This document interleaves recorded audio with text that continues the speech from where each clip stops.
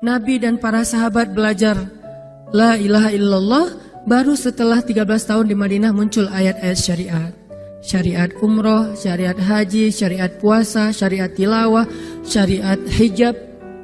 Sehingga ketika ayat hijab turun, perempuan-perempuan yang sudah belajar la ilaha illallah selama beberapa tahun tidak lagi sulit untuk menerapkannya. Begitu ayat hijab turun dibacakan oleh Nabi di dalam masjid, semua sahabat-sahabat mendengar itu dengan sangat perhatian. Lalu mereka semuanya pamitan, ya Rasulullah kami ingin pulang. Ngapain pulang? Mau ngasih tahu ke istri-istri kami supaya berhijab. Emang kamu punya istri? Oh iya ya, enggak. Ada yang jomblo berharap punya istri, terus ngasih tahu ke siapa yang jomblo-jomblo?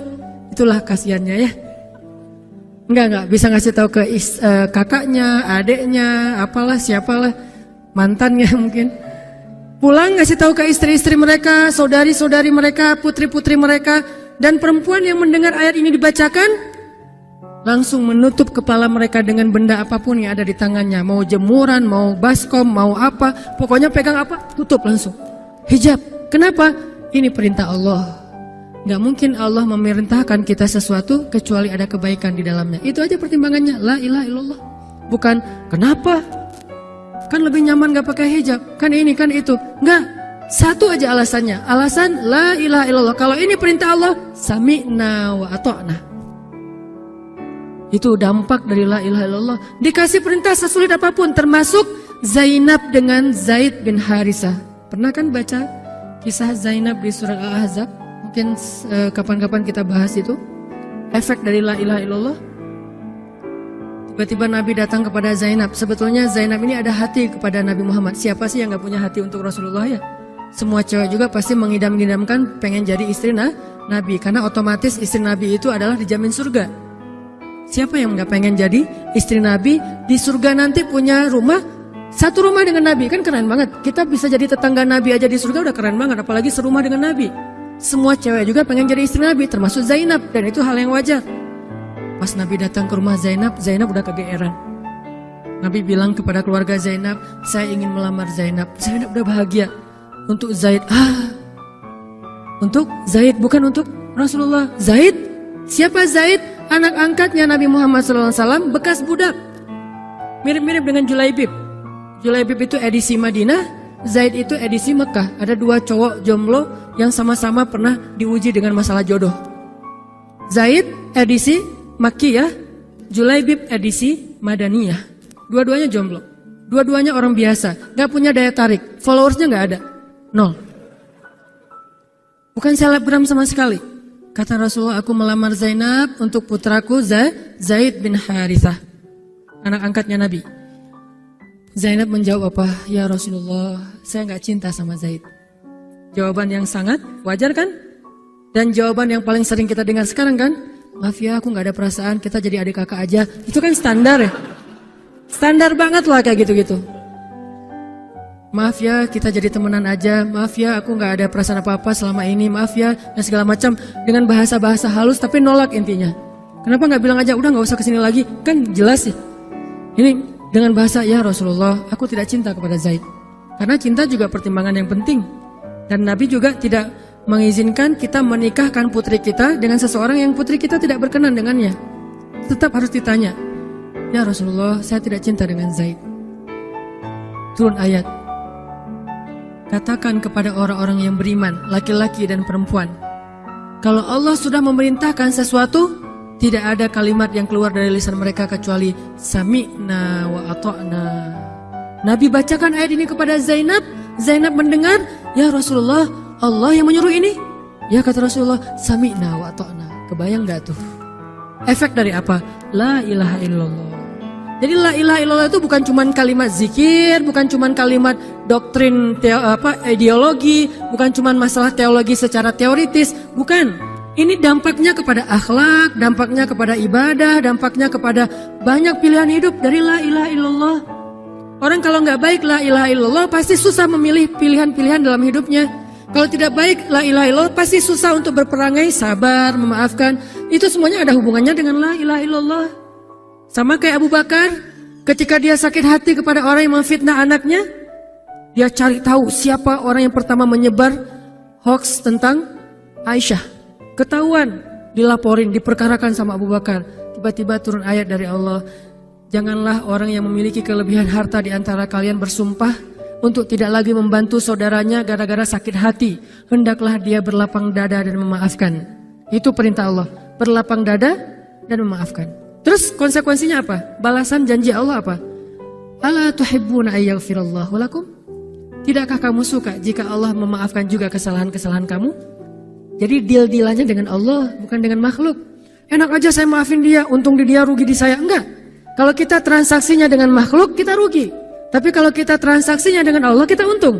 Libatkan Allah dalam urusan kita. Dan ini gak mungkin kita lakukan kalau gak baik. La ilaha illallahnya. Allah nawarin kepada Abu Bakar, ala tuhibbuna ayyaghfirallahu lakum? Tadinya Abu Bakar kesel banget sama tuh cowok. Terus turun ayat ini, wal ya'fu wal yasfahu. Hendaklah dia memaafkan dan berlapang dada. Abu Bakar berat. Tiba-tiba Allah katakan, ala tuhibbuna ayyaghfirallahu lakum? Bala ya Rob. Kata Abu Bakar, tentu ya Allah, kalau gitu saya akan maafkan. Demi supaya Allah memaafkan kesalahan saya. La ilaha illallah. Zainab, sami'na wa ata'na. Ya udah saya terima Zaid ya Rasulullah. Alhamdulillah. Datang Nabi ke Zaid. Zaid, mau gak nikah sama Zainab? Sebetulnya mau banget, tapi gak pede. Zaid takut Zainab nanti jadi terpaksa menikah dengan Zaid, jadi gak nyaman. Zaid juga gak mau menyulitkan Zainab. Ya Rasulullah, saya gak pantas untuk Zainab. Kata Zaid. Dibacakan lagi ayat ini, ya Zaid ini perintah Allah. Oh gitu ya Rasulullah, sami'na wa ata'na. Buat Zaid sih gampang lah ya. Udah ada legalisasi ini dari Allah. Kalau gitu, ini bukan saya ya Rasulullah yang mau ya, Allah kan yang nyuruh. Nah, saya emang gak mau maksa gitu ya. Tapi kalau Allah yang nyuruh, ya udah apalagi saya gak punya pilihan dong gitu. Padahal Zainab, siapa sih yang gak mau cowok sama Zainab? Nikahlah Zainab dengan Zaid. Dan yang menjadi semacam khutbah nikahnya adalah Rasulullah SAW. Kebayang gak Zainab tuh punya hati ke Rasul, tapi Rasul yang mengkhutbahi nikah Zainab dengan orang yang Zainab gak cintai. Kebayang gak perasaan Zainab tuh? Ketika akad nikah, Nabi jadi saksi. Saya terima, kata Zaid, nikahnya Zainab binti Jahsy dan segala macam. Zainab, kebayang gak ada Nabi di situ? Lalu setelah selesai akad nikah ditanya kepada Nabi, sah ya Rasulullah? Sah. Dan Nabi juga gak mau mempersulit. Gak sah. Kenapa? Harusnya sama saya. Enggak. Nabi orangnya fair. Nabi orangnya bijaksana. Orangnya dewasa. Enggak kayak kita. Kita tuh bahaya banget jadi saksi kalau jadi mantan. Pasti enggak sah. Dan Nabi enggak gitu. Sah langsung di kali pertama. Kebayang Nabi memberi nasihat kepada Zainab. Nasihat kepada Zaid. Zainab, aduh kenapa bukan Nabi ke tempat Zaid. Tapi apa? La ilaha illallah. Allah enggak nyuruh sesuatu kecuali ada kebaikan di dalamnya. Percaya banget.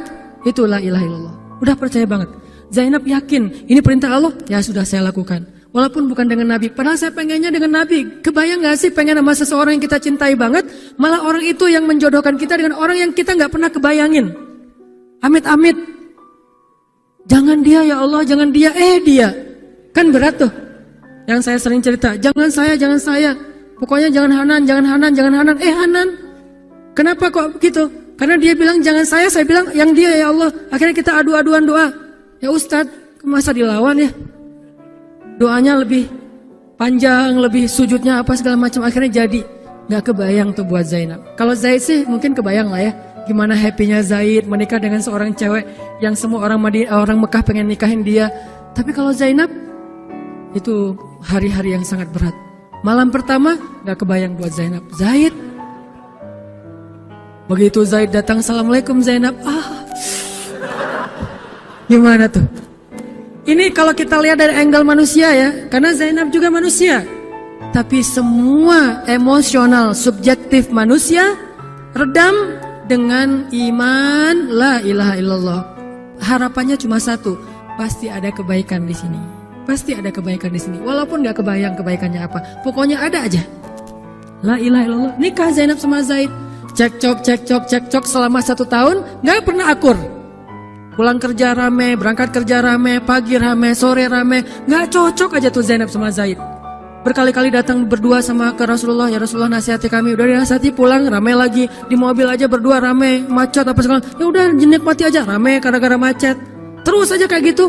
Pokoknya selama 1 tahun mereka sering percekcokan rumah tangga.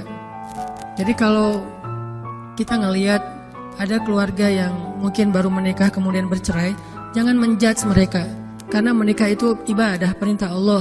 itu lebih baik daripada tidak menikah tetapi sudah melakukan banyak perbuatan dosa. Walaupun akhirnya nauzubillah ada hal-hal di luar dugaan, maka la'allahu khair, mudah-mudahan ada kebaikan. Mereka berani menikah muda aja kita harus acungkan jempol. Mereka berani menikah muda aja kita harus respect. Kan saya sering bilang no judgment, respect to other kan. Berani mengambil keputusan menikah muda, baru berhijrah udah langsung menikah. Itu bukti dari iman. Kenapa kita menjudge seolah-olah kita lebih baik dari dia? Emangnya kita berani melakukan hal yang mereka lakukan? Gak berani buktinya. Berarti dia lebih baik daripada kita. Walaupun kesudahannya, kalau mereka bercerai setelah menikah baru beberapa lama, ada yang lebih soleh dari mereka juga bercerai baru setahun menikah. Zainab dengan Zaid, dua-duanya dijamin surga. Dua-duanya dijamin surga. Pernikahan mereka cuma bertahan setahun. Setahun kemudian, Zaid datang kepada Rasulullah. Zaid bilang, ya Rasulullah, kayaknya udah gak bisa dipertahankan hubungan saya dengan Zainab. Zaid, sabar. Rasul ketika Zaid mau datang, sebetulnya udah dapat bocoran dari Allah. Allah udah ngejapri Rasulullah dalam bentuk ilham. Japrian Allah kan ilham ya. Japrian kita kan WA, itu juga habis kuota gak kebaca-baca.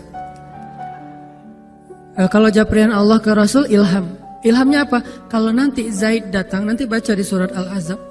Kalau nanti Zaid datang kepadamu meminta nasihat tentang Zainab, bilang kepada Zaid, ceraikan istrimu. Kalau udah diceraikan, nanti kamu nikahi Zainab. Ini perintahnya juga berat buat Nabi nih. Kebayang gak sih anak angkat kesayangan Nabi yang selama ini baik banget sama Nabi, tiba-tiba dia punya masalah dengan istrinya, disuruh cerain dengan niat kalau udah cerai nanti dia yang nikahin. Kan gak kebayang tuh buat Nabi. Ditambah lagi Nabi itu orangnya ra'fah banget, sangat gak enakan. Kita aja gak tega kayak gitu. Emang ada yang tega kayak gitu? Gak tega kan? Zainab mantan kita sih. Sekarang cowok itu datang ke kita, suaminya Zainab, Ustadz gimana nih Zainab, perlu saya pertahankan? Emang kalian dari awal udah gak cocok, cerai aja deh. Kenapa? Bentar lagi gue mau nikahin Zainab. Gak kebayang kan? Kok Ustadz ngomong kayak gitu? Dapat ilham. Berat kan? Nabi itu kayak gitu loh, kondisi emosional beliau yang zulzilu, terguncang. Gimana nih caranya? Saya nggak enak banget, nggak tega banget sama Zaid. Kebayang wajah Zaid polos gitu. Ya Rasul gimana nih? Aduh, mau dibilangin ceraikan aja nggak tega, mau dibilang pertahan tapi Nabi bilang suruh cerai, Allah suruh ceraikan. Akhirnya Nabi memilih emosionalnya, bukan perintah Allah. Wahai Zaid, tahan istrimu, jangan ceraikan. Padahal kata Allah suruh ceraikan. Lihat beratnya Nabi waktu itu. Akhirnya Zaid pulang, gitu ya Rasul. Ya pulanglah Zaid, Nabi gak enak banget sama Allah. Terus akhirnya Zaid sampai ke rumah, namanya Allah yang nyuruh kan gak bisa dirubah ya. Kun fayakun, cerai juga tuh walaupun Nabi bilang sudah bertahan. Allah marah kepada Nabi. Kata Allah, kamu merasa gak enak kepada manusia, tapi kamu merasa enak kepada saya. Diadu oleh Allah tuh coba, emosional. Nabi langsung sujud, ya Allah ampuni saya benar-benar, saya tahu saya gak enak sama Allah, tapi juga saya gak tega sama Zaid. Kebayang gak sih ya Allah wajah Zaid yang polos kayak gitu, disuruh cerain terus saya nikahin istrinya. Gimana perasaan Zaid? Wahai Muhammad, kamu merasa gak enak kepada manusia tapi enak kepada saya Muhammad. Astagfirullah ya Allah, minta ampun Nabi semalaman. Ini benar-benar gak kebayang sama Nabi. Tapi Allah pengertian lah, tahu Allah Nabi itu bukan mau gak taat sama Allah, cuma emang gak tega banget sama Zaid. Akhirnya Allah ngambil keputusan sendiri, Zaid cerai dengan Zainab. Setelah selesai masa iddah Zainab, Allah katakan, Muhammad sekarang datang kepada Zainab, lamar Zainab. Dengan berat hati Nabi, tok pelan gitu, berharap gak dibukain pintu. Langsung udah ditunggu ternyata sama Zainab. Eng gitu, bukain pintu. Pas Nabi datang, Assalamualaikum, Waalaikumsalam gitu. Zainab udah punya firasat. Nabi mengatakan, Zainab, ada perintah dari Allah. Apa ya Rasulullah? Sami'na wa ata'na. Belum juga dikasih tahu. Sami'na. Allah menyuruh saya untuk melamar kamu Zainab. Untuk siapa ya Rasulullah? Curiga kan? Jangan-jangan orang lain lagi nih. Untuk siapa ya Rasulullah? Untuk saya. Masya Allah gitu. Cuman Zainab kan gengsi gitu lah. Masa cewek harus teriak-teriak gitu kan ya? Oh gitu. Padahal masuk ke dalam kamar. Wah gitu ya. Gigit jari apa, gaya-gaya cewek lah ya. Oh gitu, ntar ya saya pikir-pikir dulu sih. Saya istiqoroh dulu, Nabi diistiqorohin. Udah diterima, sami'na wa ata'na. Dan inilah khair, kebaikan yang diharapkan oleh Zainab. walaupun gak pernah terbayang, gak mungkin dong Zainab berpikir akan cerai setelah setahun kan? Tapi dia hanya yakin Allah tuh gak mungkin nyuruh sesuatu yang gak ada kebaikannya buat kita. Gak mungkin. Mustahil. Karena Allah gak pernah zalim kepada hambanya. Kenapa Allah kok muter-muter dulu kayak gitu? Allah pengen lihat Zainab itu menikahi Muhammad karena Allah atau karena dirinya sendiri. Kalau karena Allah, coba yang selain Muhammad berani gak? Ternyata berani. Karena itu dia menjadi layak untuk Muhammad. Kalau dia gak menerima Zaid, mungkin Zainab tidak akan pernah jadi istri Nabi karena tidak layak. La'allahu khair. Ini buah dari la ilaha illallah. Begitu juga yang masih culun-culun, yang mungkin badannya belum kebentuk, yang jerawatan misalnya kayak gitu, tiba-tiba memimpin pasukan militer yang jumlahnya ribuan, yang barisan pertamanya kibarus sahabah, sahabat-sahabat senior, as-sabiqun al-awwalun minal muhajirin wal ansar. Termasuk siapa di dalamnya? Abu Bakar dan Umar. Kebayang gak tuh? Memimpin pasukan yang di belakangnya itu Abu Bakar dan Umar. Maju! Abu Bakar dan Umar. Ya, maju. Usama. Kebayang Usama yang nyuruh. Abu Bakar. Segaya. Umar maju. Zaid, anaknya Zaid. Tapi tidak ada yang bisa membantah. Kenapa? Itu wasiat Nabi sebelum wafat. Aku perintahkan kalian untuk dipimpin oleh Usamah bin Zaid. Karena dia adalah anak muda yang luar biasa. Itu hadiah Allah untuk Zaid. Karena dulu mau menikahi Zainab walaupun hatinya sebetulnya tidak mau. La'allahu khair, la ilaha illallah. Masing-masing dikasih kebaikan dengan cara-cara yang berbeda.